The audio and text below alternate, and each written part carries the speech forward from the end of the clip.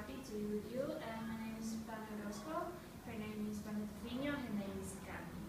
And we're going to talk about a little bit about being successful, and we're going to make a little bit of questions.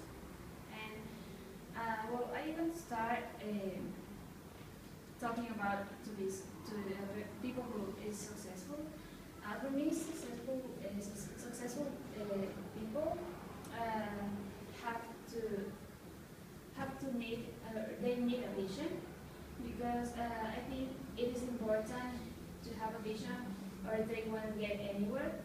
And I think it is necessary to make plans to the future and to get to the top, and also to avoid all things that can get you down. So I know that no success is easy, but each person is successful in a different way. So maybe they have something in common. So Helen, what do you think successful people have in common? I think you're right that successful people have a vision, but the vision can be very different for different people. But they need to know what it is they're trying to achieve. Yeah, and for example, it's kind of when you're trying to achieve your goals, I know it's different for each person. And I think one of the most difficult goals you have to achieve is when you're getting a career and you want to choose a career for the future, because I think the most important when you're going to choose a career is to have passion, because this is the way you can get ahead and you can go on with your own dreams and make what you love. But some people always think that when you get a career and maybe when you have a degree, this degree doesn't pay off. So do you think a degree always pays off? I think it depends what you're looking for.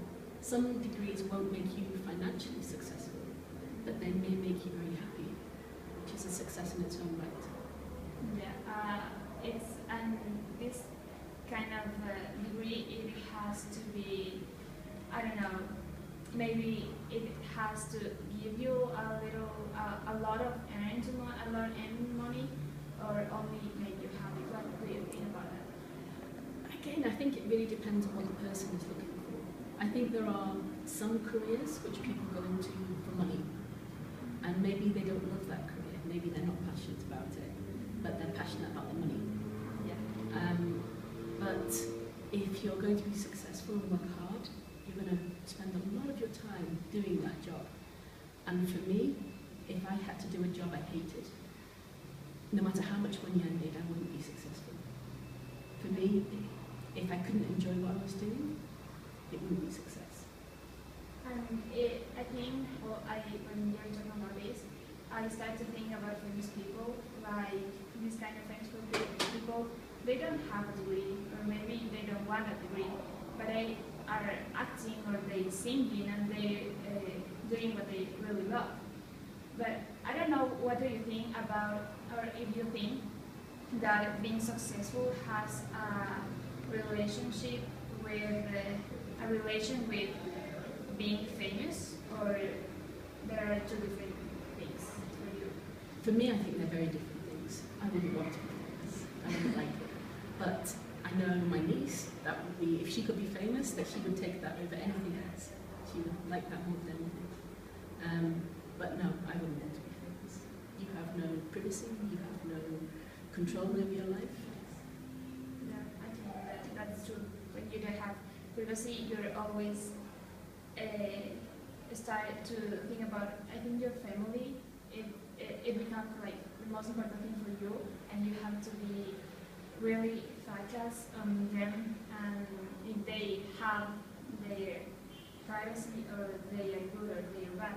And when you told me that if you prefer do what you want or what you love instead of have money, and I think when you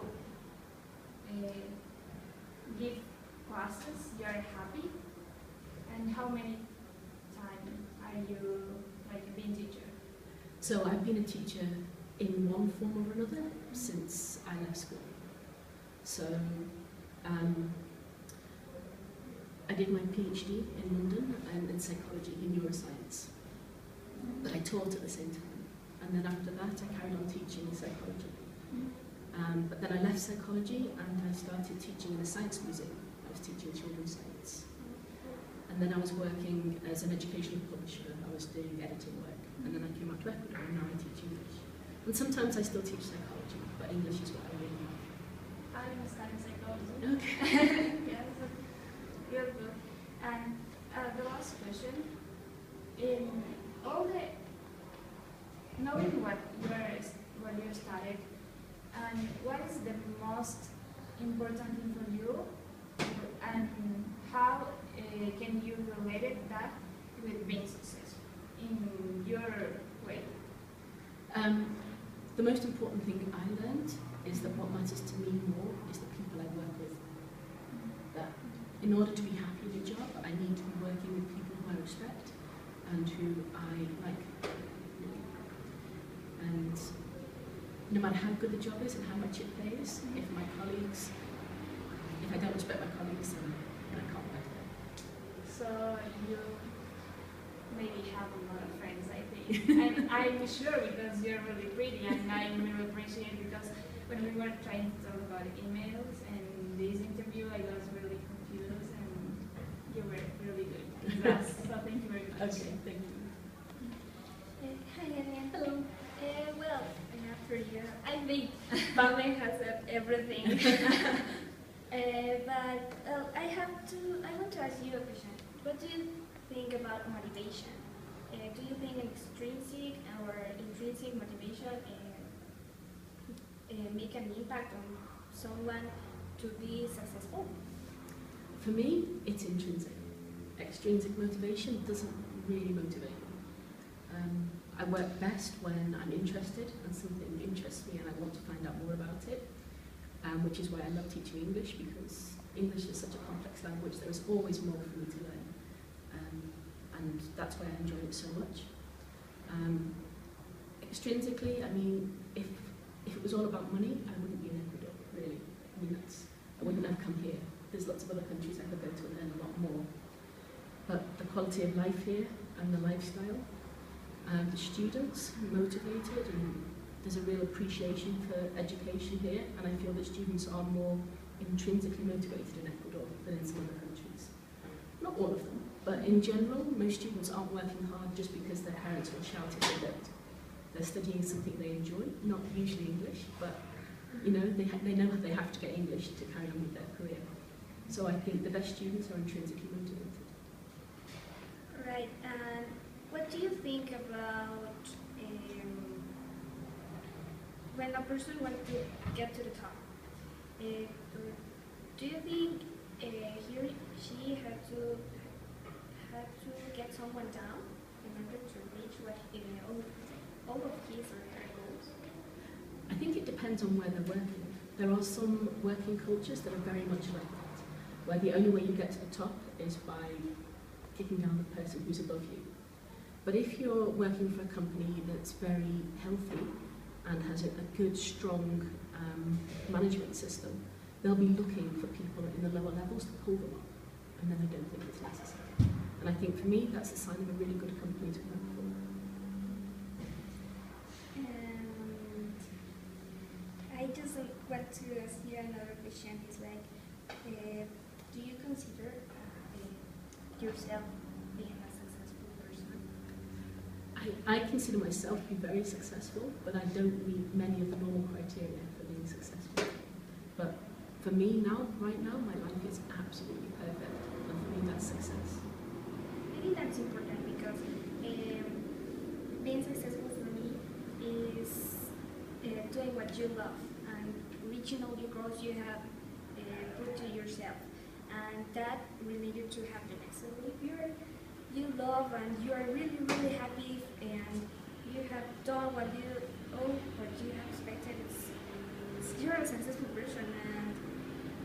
And yeah, another characteristic, as you have said, is like people have to help others, not just leaving them and doing whatever they want so they could be.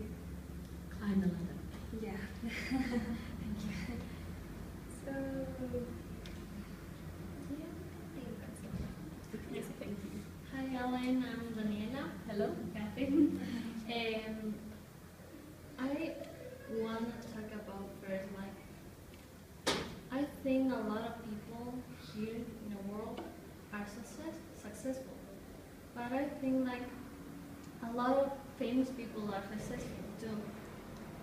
One of the successful person I admire the most is Stephen Hawking because he has an illness, but even if he has that like an illness, he got to the top. He never give up. I think you should like do what you love, and you can research your goal. Do you think that what kind of things a successful person should do to achieve their goals? I think, well, it goes back to Pamel's idea that the first thing they need to do is have a very clear vision of what they want. And if what they want is a long way away, then they need to have smaller goals to be able to achieve it. I think Stephen Hawking is a fantastic example because despite all of the problems and the obstacles he's had to overcome, he's never lost sight of his vision of what it is he wants to achieve. Yeah. Okay. Do you know a successful person that you think is really successful close to you? I'm sure I know lots. Who do I know? Well, I think the person who's closest to me, who I think is successful, is my sister, my older sister. So my family were not traditionally academic. I was the first person in my family to go to university. And originally, I left school when I was 16 and I started to work. And then later on, I went back and got more of an education. And after I got my degree, my elder sister decided she could do it too. But she was a single mother with 2 small children in London. And she decided she wanted to be a biomedical scientist, having shown no interest in science ever up to that point. So in the day, she was studying, and then in the night, she was working in a store to earn some money. And then she would go home and she'd see her children, she'd get up with them in the morning, take them to school, and then go straight to university and study. And now she's a biomedical scientist in a children's hospital in Liverpool, and her children have gone to university. So my family have changed in one generation. Now we're a family that goes to university, and before we weren't. And I think it's much more about her and her children than it is about me. I think she's done an incredible job. Well, it's a really good example. I think my dad is a really successful person because he used to work and study architecture when he was in college, and when he get married with my mom, he's a really good husband and a good father, and he always teach us like you should do what you love and no matters what other people say. So do you think it is a link between happiness and money? Up to a point. If you don't have money, it's very hard to be happy. But people don't need as much money as they think they do. I think that's the important thing. And people have a tendency, in England anyway, to keep striving for more money even when they already have enough, instead of stopping and enjoying the things they have.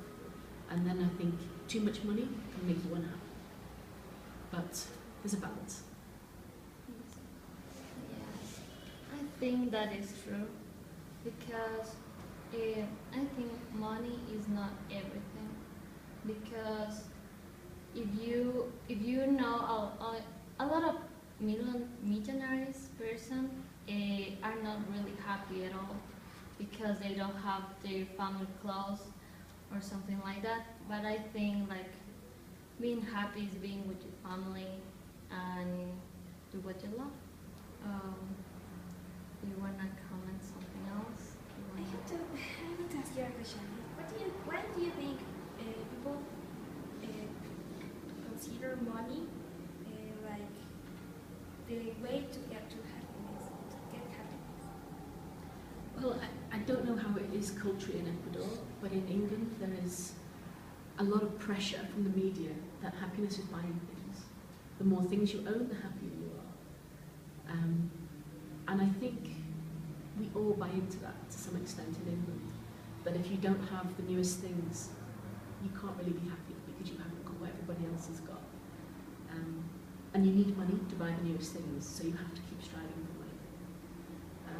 And one of the things I learned when I came to Ecuador is that I don't need nearly as much as I thought I needed. A lot of the things which in England I just couldn't live without. You know, 2 cars, bigger house, all these things. You don't need them. And you can still be just as happy without them. But I had to remove myself from England to find that. I would never have found that in England. Yes, I think a lot of people think that because when I was like last year, I went to like to US. So I was an exchange student, and my host mom taught me that we were a lot in our house, and I asked her like, why you don't buy a big house, because we are really it was really tiny, the house. And she said like, I like to work, but I like to be with my family. I don't like to buy a lot of stuff because I won't need it. So she told me that you should like be with your family is the first thing that you have to do, instead of working and buying things that you won't need it on the future. So she was a really smart person, I think. But a lot of people in US do like buy things, but they don't need it at all. I think one of the big things that changed our lives, myself and my husband, was that his father was very successful. He ran his own chain of companies from scratch and became pretty much a millionaire. And him and his mother had big plans to retire. And then he died when he was in his 50s. So he never retired.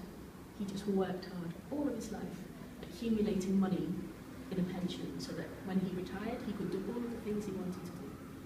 And then he died before he reached 60. And my husband and I then said, we're never going to do that. We're never going to be in that position where we wait all our lives to do the things we want to do and then don't make it. So I think don't accumulate, spend it as you go on experiences. If you could change something in your life, you will change it, or you think? In reality, no. If I could change something that can't be changed, to be able to travel to my family faster in England. You know, if I could just go home for a weekend, that would be fabulous. But as it is, it's almost a full day travel in each direction. So I only get to see my family once a year, and I find that hard. But that's, if I could make them come here, that would be better. That's not going to happen. And I really admire you this moment because of your story and what you do. And I think your older sister is successful in the way you told us. But I think you started with a really good, I don't know, way, like training your family.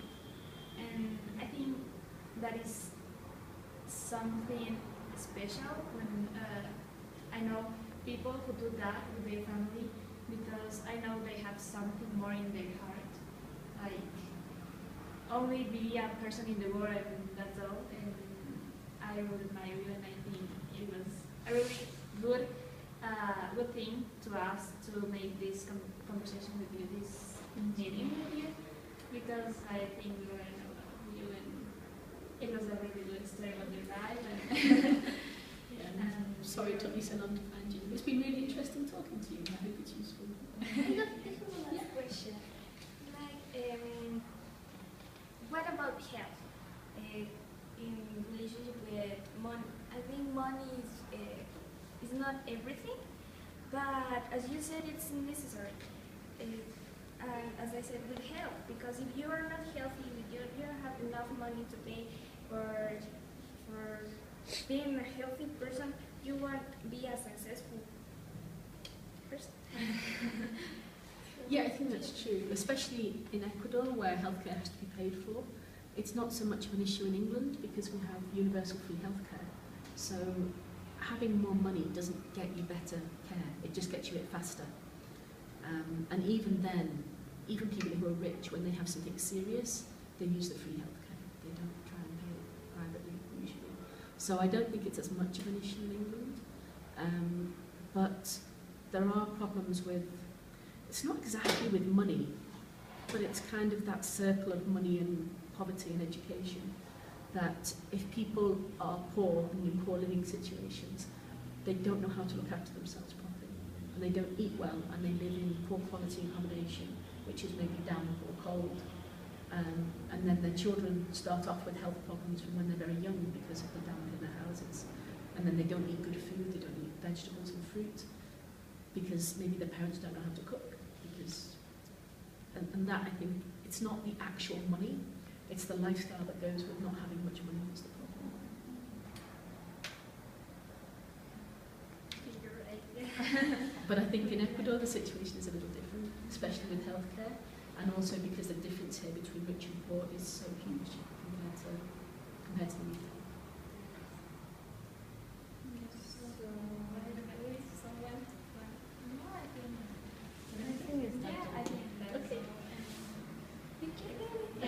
Thank you so much. And if you have any questions, just email. If you can't understand anything I say, or you